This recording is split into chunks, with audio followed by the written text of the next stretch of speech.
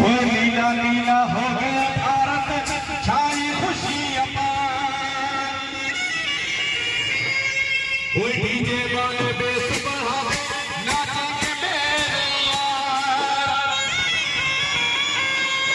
ओ नाचेंगे नाचेंगे दीदी दीवाने, नाचेंगे नाचेंगे दीदी दीवाने, नाचेंगे।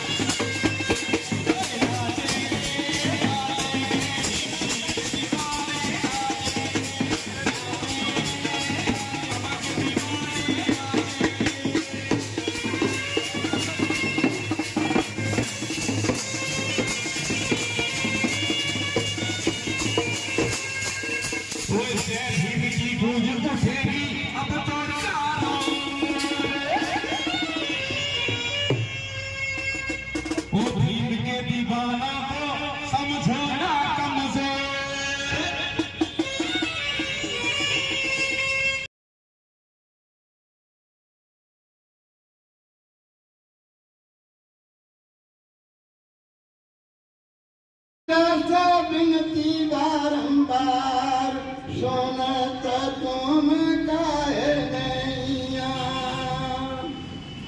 ऐसो वंश तुम्हारा भाई, जाति कीरत जग में छाई। सुनियो भैया बात हमारी, तुम्हारे खून में जोश अपार। सुनत तुम काहे नैया, बहुजन समाज से बिनती बारंबार। सुनत तुम काहे नैया, तुम्हारे वंशज राज कमाए, अन्याय अत्याचार मिटाए। बना घरों में नाम कमाए, नीला झंडा कुले समारे। सुनत तुम काहे नैया, बहुजन समाज से बिनती बारंबार। सुनत तुम काहे नैया, राजनीति में आगे आके संगठन को सफल बना के, अपना नेता ले बना के। जैसे खुला था स्वराज के द्वार। सुनत तुम काहे नैया, बहुजन समाज से बिनती बारंबार। सुनत तुम काहे नैया,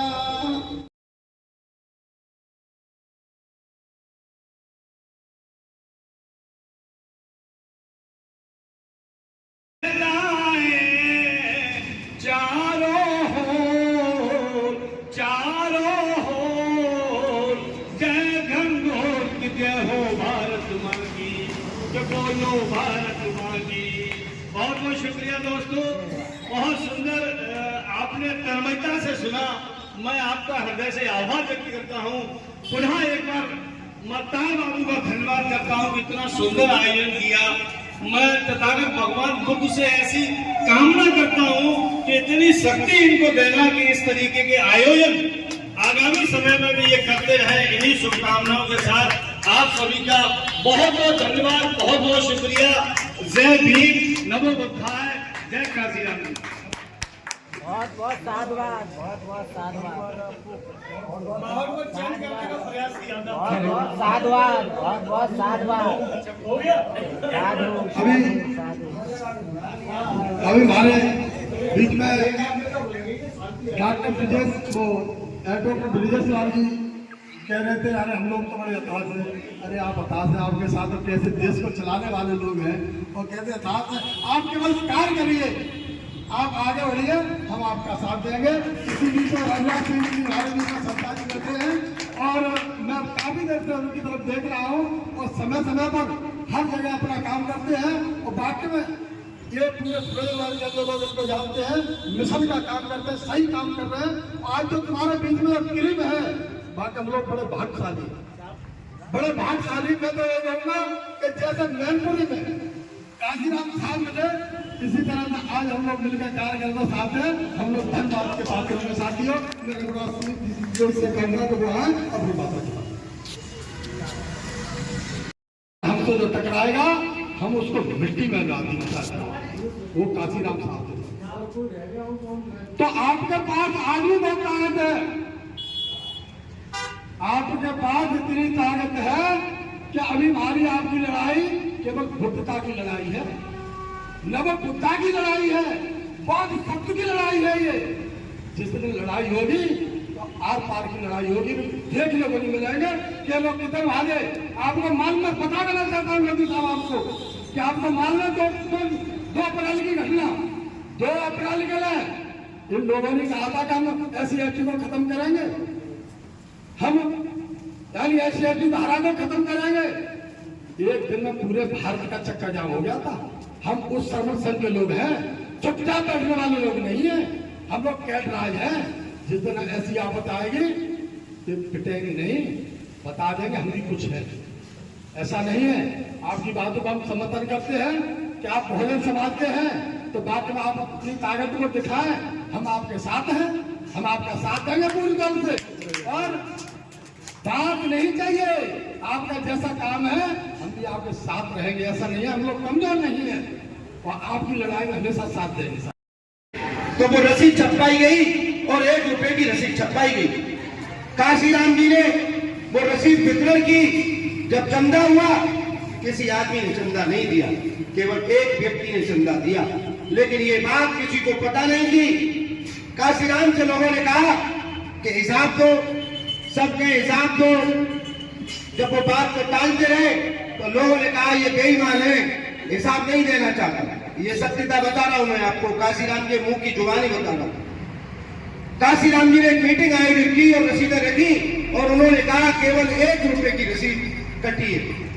तो काशीराम जी ने उस दिन ये शपथ ली कि मैं अपने जीवन में शादी नहीं करूंगा, कोई घर नहीं बनाऊंगा, कोई खाता नहीं खोलूंगा, क्योंकि ये बीमारी मेरी ताउम्र मेरे साथ रहेगी और लोग मुझे देंगे लेंगे नहीं, लेकिन मुझे बेईमान बताएंगे। और काशीराम जी ने ये शपथ ली, ये 65 की बात कर रहा हूं। जब 70 आई, लोग बामसेप कहते हैं, बामसेप से पहले उन्होंने बामसिया बनाया, जिसको कहते हैं backward and minority community society association बनाया।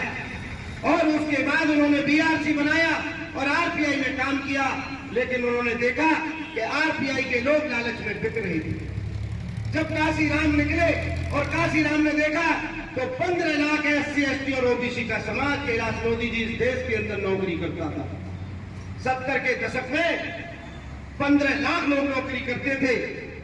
काशीराम जी ने देखा, लेकिन उन 15 लाख लोगों में से चुनिंदा लोगों के पास वो गए और जाकर के उन्होंने कहा कि मैं इस सामाजिक संगठन के लिए काम करना चाहता हूं, लेकिन कोई भी आदमी सरकारी नौकर तैयार नहीं था। और लोग ये कहते थे कि हमारी भी नौकरी छुड़वा देगा, अपनी तो छोड़ दी, हम बच्चे कहां से पालेंगे। मैं आपको ये बात इसलिए बता रहा हूं कि काशीराम जी ने घर घर जाकर, गली गली में जाकर ये अलग जगाया और अलग जगा करके 1973 में बामसेप की स्थापना की, जिसको लोग 1978 कहते।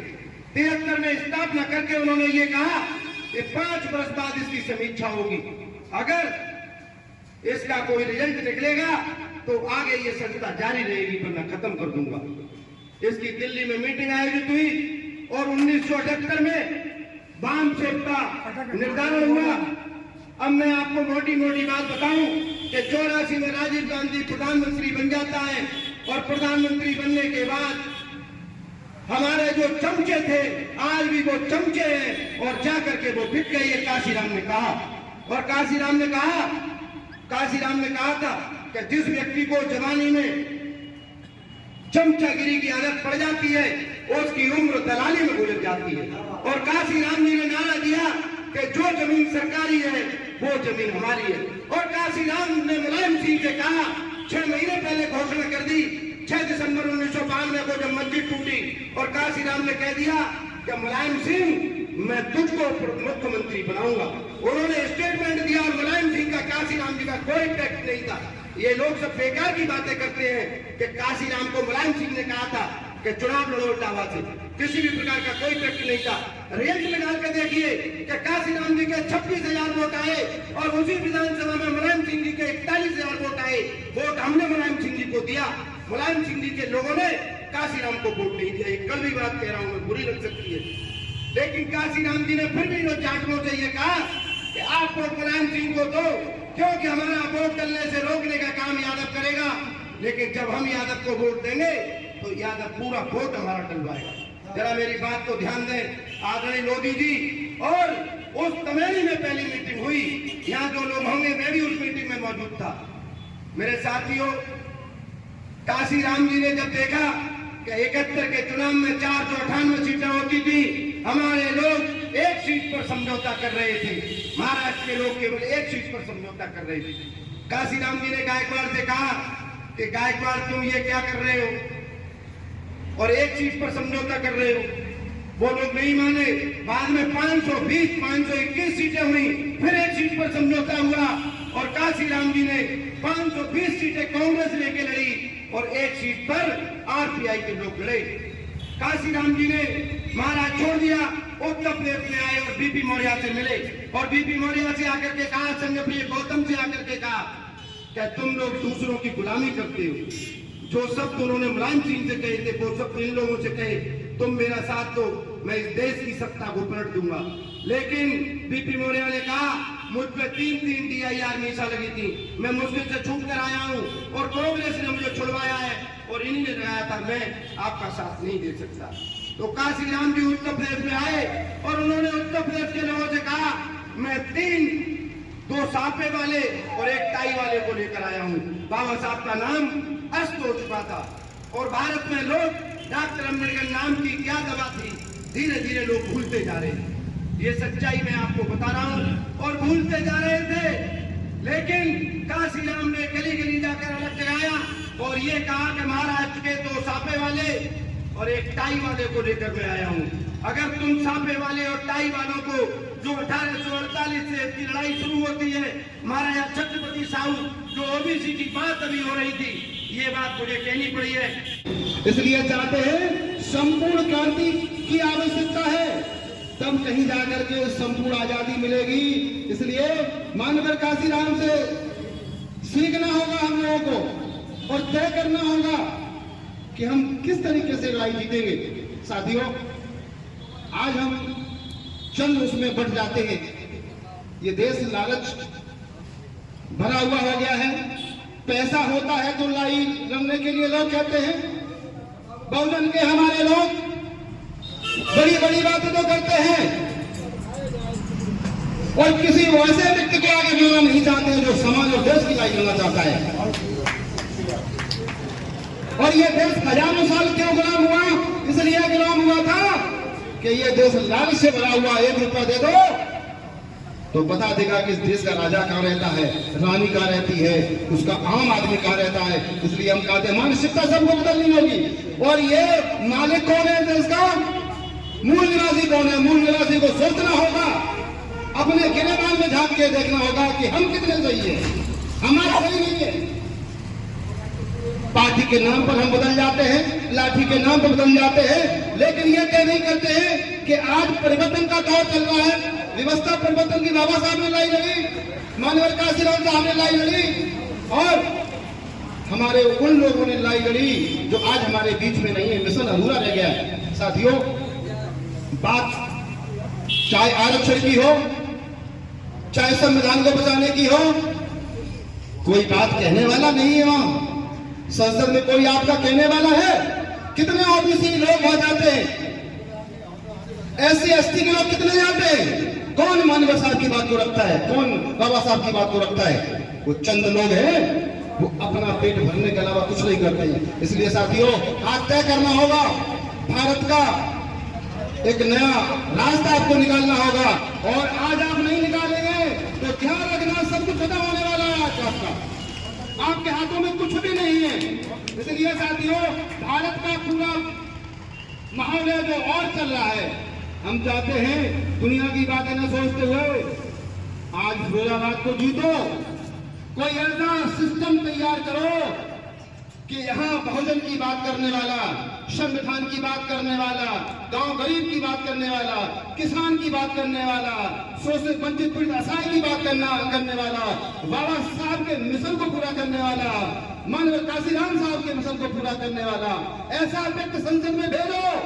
उन्हें कहानी कहते रहेंगे आप लोग, इसका कोई मतलब नहीं। दोषी अगर है तो इस देश का मूल निवासी दोषी है, दोषी है तो इसका आम आदमी दोषी है, दोषी है तो बहुजन दोषी है, हम सब दोषी है। इसलिए आज हमको सीखना होगा, पार्टी के नाम पर मत बदलिए। नवनीत राणा है एक लड़की जिसका नाम महाराष्ट्र से आता है, अमरावती से आता है, निर्दलीय सांसद है। ऐसे बहुजन की आवाज को बुलंद करने वाला सांसद में भेजिए। इतने लोग भेज सकते हैं, तय करिए कौन भेजेंगे, किसको भेजेंगे। पार्टी की बात मत करिए, लाठी की बात मत करिए। और बात करनी है कि बाबा साहब के मिशन को कौन पूरा कर सकता है, संविधान को कौन बचा सकता है, मानव काशीराम साहब के विचारों को कौन जिंदा रख सकता है। आज इसकी आवश्यकता है।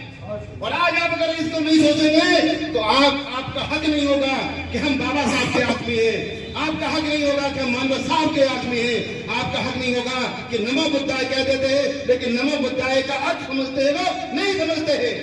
इसलिए साथियों, नमो बुद्धाय को बचाना है और मानव काशीराम साहब के विचारों को बचाना है, संविधान को बचाना है, भीमराव अम्बेडकर साहब के विचारों को बचाना है। तो हम सब इतने लोग हैं कि इस जिले को परिवर्तन कर लो, छीन लो और ऐसे व्यक्ति को भेजो जो संसद में कह सके कि पीएम साहब आप गलत निर्णय ले रहे हैं, बहुजन के विचारों को खत्म कर रहे हैं, आरक्षण खत्म कर दिया आपने, सारा संविधान खत्म कर दिया, हम खत्म नहीं होने देंगे। ये बात करने वाला फैजाबाद की धरती से पहुंचना चाहिए, तब एक क्रांति का बिल्कुल पूरी देश में नहीं दुनिया में देने का काम होगा।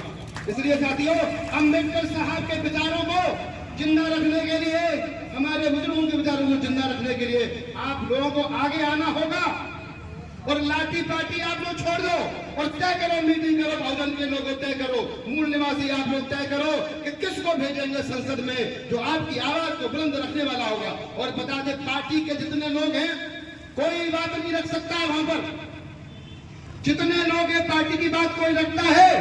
ओबीसी के कितने सांसद हैं, एससी के कितने सांसद हैं, एसटी के कितने सांसद हैं, आज तक किसी को बचाने की बात रखी क्या? ओवरलैपिंग होती थी। ओबीसी एससी एसटी के बच्चे जब अच्छे मार्क्स लेके आते थे जनरल में पहुंच जाते थे। हमने पूरे देश में लड़ाई लड़ी थी ओवरलैपिंग को, जिन्होंने खत्म किया था, सुप्रीम कोर्ट ने खत्म किया था। इसलिए साथियों, कुछ नहीं रह गया आपके साथ में। इसलिए अपने आप को बचाना है तो सड़क पर आज हम लोग लड़ाई लड़ते हैं, संसद में भी लड़ाई लड़ने वालों को भेजो। पार्टी वाले ये गुलाम लोग हैं, चाहे किसी पार्टी के लोग हैं, आपकी आवाज को बुलंद नहीं रखेंगे और ना आपकी बात को कर पाएंगे। इसलिए हम चाहते हैं कि जो सड़क पर लड़ाई लड़े उनको संसद में भेजो, जो सड़क पर लड़ाई लड़े विधानसभा में भेजो और छीन लो वो अधिकार जिन्होंने हमसे छीने। और आज आपने ये नहीं किया तो ध्यान रखना साथियों, आने वाला कल हम सब लोगों को माफ नहीं करेगा। हम लोग कहते रहेंगे आज आप लोगों को नौकरियां मिल गई है, बाबा साहब की वजह से नौकरियां मिल गई है, धन दौलत जो मिली है बाबा साहब की देन है। और काशीराम साहब ने कुछ जगाने का काम किया था, लेकिन आज मिशन अधूरा है। बाबा साहब के विचारों को जिंदा रखना है। काशीराम साहब समय से पहले चले गए। काशीराम साहब को एक बार देश का प्रधानमंत्री होना चाहिए था, हमारी पूरी इच्छा थी। काशीराम साहब को प्रधानमंत्री होना चाहिए था। ठीक है बहन जी, हमारी प्रदेश की मुख्यमंत्री बनी, लेकिन बाबा साहब विचारों को पूरा करने के लिए काशीराम साहब को भी एक बार मुख्यमंत्री बन के प्रधानमंत्री के लिए अगर वो लड़ाई लड़ते तो 100% देश के प्रधानमंत्री बनते, निश्चित रूप से काशीराम साहब बनते। क्योंकि हम तो काशीराम साहब के साथ घूम रहे हैं, बहन जी के भी साथ रहे हैं हम तो। इसलिए साथियों, हम चाहते हैं इस लड़ाई को मजबूत करो, मजबूत करो, मजबूत करो। आज देश जला हुआ है, आज हर आदमी जलता है, लेकिन बता दूं चूंकि मैं कैलाश लोधी हूं और देश का खाटी व्यक्ति हूं, ऑल इंडिया किसान का राष्ट्रीय अध्यक्ष हूं, डरता नहीं हूं। बचपन से नहीं रहा हूं, जब से मैंने होश संभाला कक्षा 5 से नेता हूं। 8 साल की उम्र से लीडरशिप मैंने की है और पूरे देश की लड़ाई लड़ी है। आज तक कोई भी लड़ाई हारा नहीं हूं और हम डीएम से मिलने नहीं आते, डीएम हमसे मिलने आता है। अभी हम जनजाति की लड़ाई लड़ी थी, हमारे माननीय भाई बड़े भाई ब्रजेश यादव जी हमारे साथ रहे इस लड़ाई में। तो लोगों ने कुछ चंद लोगों ने कहा था कि एलआईओ साहब आते थे कि भाई साहब डीएम साहब से मिल लो, तो हमने कहा साहब हम तो मालिक हैं, हम मिलने नहीं जाएंगे। अगर डीएम साहब को जरूरत है तो कैलाश लोधी से मिलने आए, हम लोग मालिक है। मालिक कहीं नौकर से मिलने नहीं जाता है, नौकर स्वयं मालिक से मिलने आएगा। साथियों, वो डीएम साहब हमसे मिलने आए थे, 2 बार कहा था कि नेताजी हमसे बैठक कर दो। इसलिए हम कहना चाहते हैं आप लोग खड़े हो जाइए, छीनो जितने भी उन्होंने पिछड़ों के दलितों के अधिकार को छीन लिया है, गांव गरीब का अधिकार वो छीन लिया, किसान का अधिकार वो छीन लिया है। हम आपसे वादा करते हैं तैयारी करो, जितनी छीने हैं उन्होंने हम गिन गिन के चुन चुन के उनसे छीन के दे देंगे, आपके हाथों में दावे के साथ दे देंगे। तैयारी करो। अभी कल हमने आंदोलन किया था मक्खनपुर में 350 गरीबों के मकानों को तोड़ा गया, दलितों के मकानों को तोड़ा गया, गांव गरीब के मकानों को तोड़ा गया। जो इल्लीगल था लड़ाई हमने लड़ी, कोई लड़ाई लड़ने उनकी नहीं गया था मक्खनपुर में, लेकिन लोगों ने बताया था कैलाश लोधी वहां समस्या है, तो मैं आग में कूद गया। पुलिस उनको डराती थी, धमकाती थी। आज पेपर में भरा पड़ा, अमृतवाला में भरा पड़ा हुआ पेपर में, सोशल मीडिया पर। साथियों, मैं चाहता हूं और मैंने उनसे वादा किया है, आज तक आपको लोगों ने डराया है, अब चिंता मत करना। कैलाश लोधी आपका बड़ा भाई मानो या छोटा मानना, लेकिन मैं आपकी लड़ाई जीत के रहूंगा, हरजाना भी दिलवाऊंगा और अगर दोषी जो भी निकलेगा उनको दंड भी दिलवाऊंगा, वादी को साथ दिलवाऊंगा। इसलिए साथियों, आगे आओ सारे लोग, ये पार्टी का ममता वो ममता छोड़ो और राजनीति में सक्रिय भागीदारी करिए। आपको कहते हैं क्या मतलब है सांसद बनने से, क्यों मतलब नहीं है भैया। ये एक्ट कहाँ पास होगा? एक्ट पास होगा संसद में, होगा विधानसभा में, या घर में थोड़ी बात होगा सड़क पर। आज हम लोग लड़ाई लड़ते हैं तो सड़क पर लड़ाई लड़ते हैं। हमारे काशीराम साहब ने सड़क पर लड़ाई लड़ी, सड़क पर लड़ाई लड़ी तो उनकी आवाज बहुत कई बार संसद में गूंजी, विधानसभा में गूंजी, लेकिन फिर थम गई। इसलिए हम चाहते हैं अब हमारे ये तो लोग रहे नहीं है, अब ये हमारे बीच में तो आएंगे नहीं, लेकिन इनकी विचारधारा जिंदा है ना, बताइए ना, जिंदा है इनकी विचारधारा, इनकी विचारधारा जिंदा है। तो ये मान के चलना कि हम सब लोग काशीराम हैं, हम सब लोग बाबा साहब अम्बेडकर के अनुयायी हैं। तो इसलिए आप सब लोग और हम सब लोग माननीय काशीराम समझें, तब ये लड़ाई जीतेंगे।